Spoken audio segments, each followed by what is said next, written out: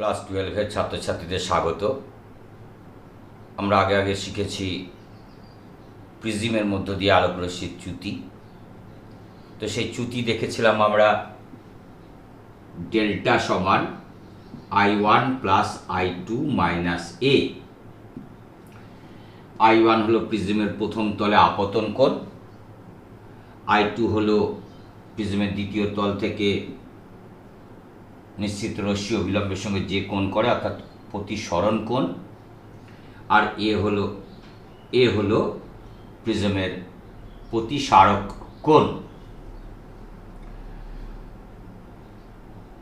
একটা নির্দিষ্ট প্রিজমের ক্ষেত্রে এর মান স্থির, I2 নির্ভর করে আবার I1 এর উপর। তাহলে দেখা যাচ্ছে ডেল্টা এর মান I1 এর উপর নির্ভর করে। অঙ্কের মানুষজন কি বলবেন? Delta is equal to function of I1। I1 এর সঙ্গে যদি ডেল্টার পরিবর্তনের লেখচিত্র আঁকি, এবার কি শিখব? I1 এর সঙ্গে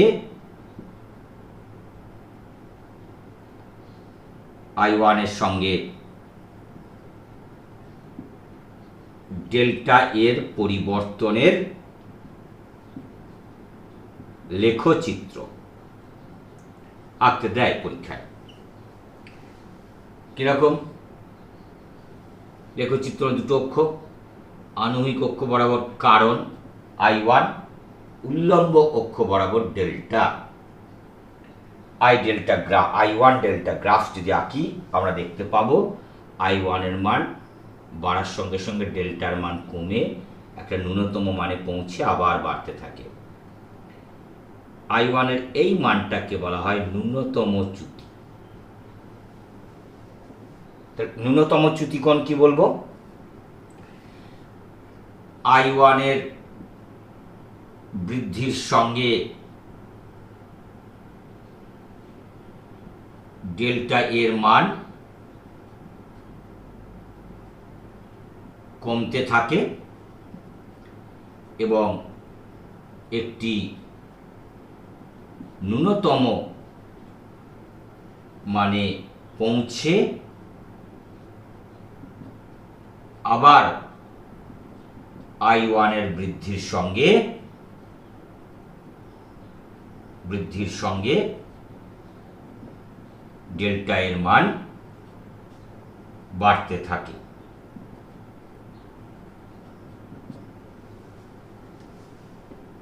ডেল্টা এর সর্বনিম্ন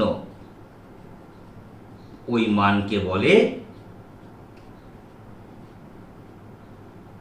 ন্যূনতম চ্যুতি। কি শিখলাম? ন্যূনতম চ্যুতি। I1 এর পরিবর্তনে ডেল্টার পরিবর্তন কমতে কমতে একটা সর্বনিম্ন মানে পৌঁছে আবার বাড়ে, এই মানটাকে বলে ন্যূনতম চ্যুতি কোণ। এই যে ন্যূনতম চ্যুতির শর্ত,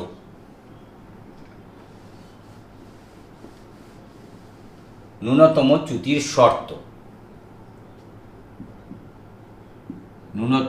চ্যুতির শর্ত কন্ডিশনস ফর মিনিমাম ডেভিয়েশন কি? I1 সমান I2, R1 সমান R2, I1 সমান I2, R1 সমান R2। এই প্রমাণটা করতে হবে না এখন। এবার যেটা বলবো সেটা হচ্ছে পরীক্ষায় ভীষণ ইম্পর্টেন্ট। প্রিজমের উপাদানের প্রতিসরাঙ্ক ব্র্যাকেটে মিউ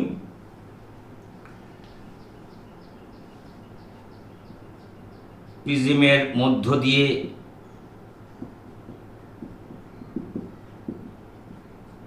নির্গত আলোকরশ্মির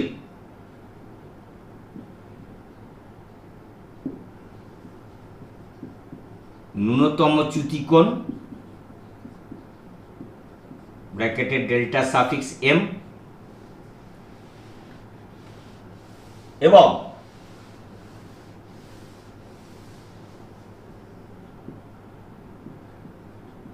প্রিজমের প্রতিসারক কোণ ব্র্যাকেটে এ এদের সম্পর্কটা কি? সম্পর্ক হলো, প্রমাণটা এখানে করব, মিউ সমান উপরে sine A plus delta M যোগ করে এই যোগফলকে 2 দিয়ে ভাগ, তার sine by sine A by 2, একে 2 দিয়ে ভাগ করে তার sine A plus delta M by 2 আর sine A by sine A by 2, এটা হচ্ছে মিউ। প্রমাণ, এই প্রমাণটা লিখতে দেয় পরীক্ষায়। প্রমাণ, ন্যূনতম চ্যুতির শর্ত হলো I1 সমান I2, R1 সমান R2। ধরি I1 সমান I, তাহলে I2 সমানও I। আবার R1 সমান R, তাহলে R2 সমানও R। কোনো জটিলতা নাই। এখন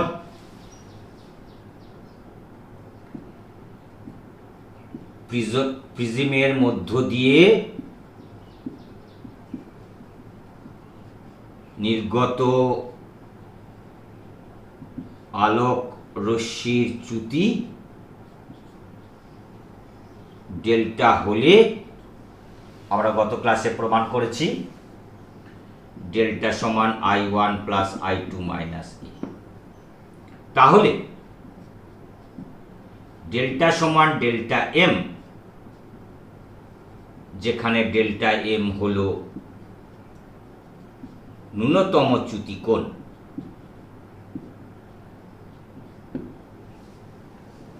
হলে ডেল্টা এম সমান I1 এর জায়গাতেও I, I2 এর জায়গাতেও I মাইনাস এ, বা 2I সমান এ প্লাস ডেল্টা এম, বা I সমান A plus delta M by 2, বা delta M plus A by 2। আবার এ সমান R1 প্লাস R2,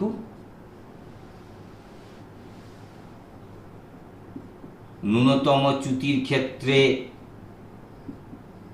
কি দাঁড়িয়ে গেল? এ সমান R1 এর জায়গাতেও R, আর R2 এর জায়গাতেও R, সমান 2R, অর্থাৎ R সমান এ বাই 2। তাহলে এখানে লিখছি পরের লাইনটা, মিউ সমান sign I1 by sine R1 সমান sign I2 by sine R2, অর্থাৎ মিউ সমান I1 এর জায়গায় I, sine I by sine R, বুঝতে সুবিধার জন্য আমি বলছি, বা মিউ সমান উপরে সাইন I এর জায়গায় এ প্লাস ডেল্টা এম বাই 2 যোগ করে 2 দিয়ে ভাগ, বাই এ কে 2 দিয়ে ভাগ করে তার সাইন, মিউ সমান sine A plus delta M by 2 by sine A by 2। এই প্রমাণটা হায়ার সেকেন্ডারিতে পড়বে। এটা গেল। এর উপরে গাণিতিক সমস্যার সমাধান। দেখো তোমরা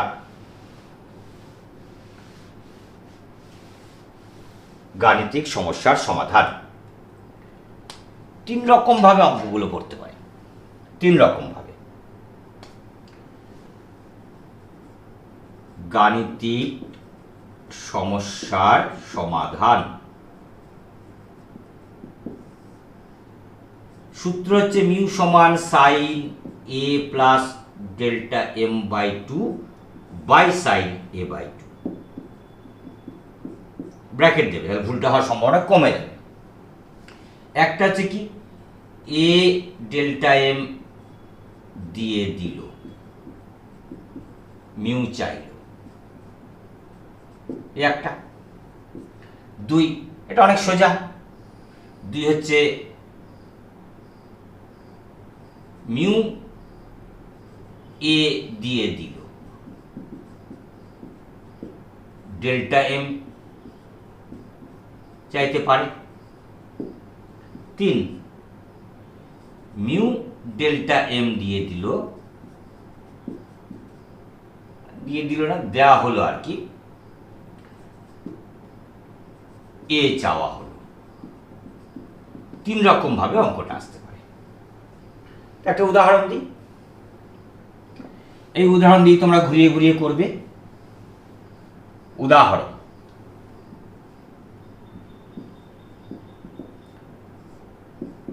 কোন প্রিজমের প্রতিসারক কোণ 60 ডিগ্রি, ওই প্রিজমের মধ্য দিয়ে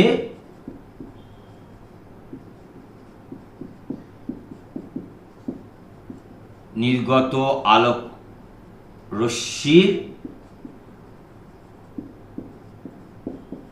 ন্যূনতম চ্যুতিকোণ 30 ডিগ্রি। প্রিজমের উপাদানের প্রতিসরাঙ্ক কত? সবচেয়ে সোজাটা দিয়েছি, মিউ সমান sine A plus delta M by 2 by sine A by 2,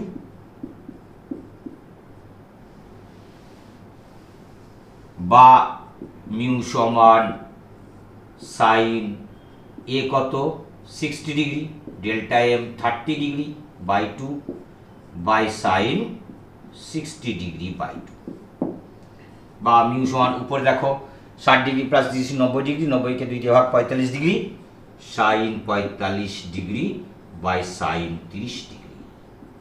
sign 45 degree মানে 1/√2, আর সাইন 30 ডিগ্রি মানে হাফ, মানে 2/√2, মানে শুধু মানে 1.414।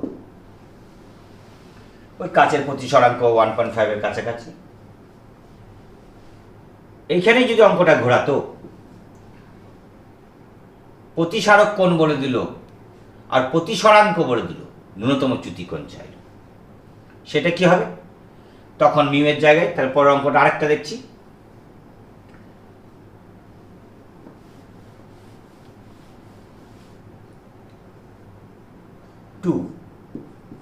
এবার মিউ সমান √2 বলে দেওয়া হলো, আর এ সমান 60 ডিগ্রি বলে দেওয়া হলো, ডেল্টা এম চাইল, তখন কি হবে? মিউ এর জায়গায় বসিয়ে দেবো, √2 সমান sine 60 degree plus delta M by 2 by sine 60 degree by 2, তাহলে √2 সমান sine 60 degree plus delta M by 2 রইল, নিচে সাইন 30 ডিগ্রি, বা √2 সমান sine 60 degree plus delta M by 2 by half,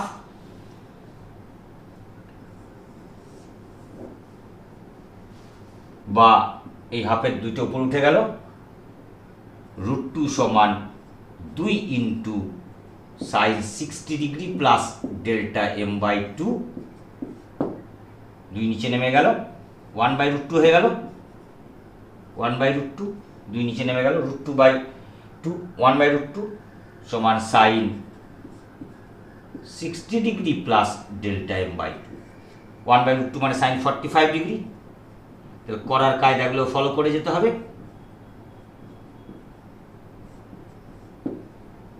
sign sign উঠে গেল, 45 ডিগ্রি সমান 60 degree plus delta M by 2, বা 90 ডিগ্রি সমান 60 ডিগ্রি প্লাস ডেল্টা এম বা ডেল্টা এম সমান হয়ে গেল 30 ডিগ্রি। এরকম অঙ্ক দিতে পারে।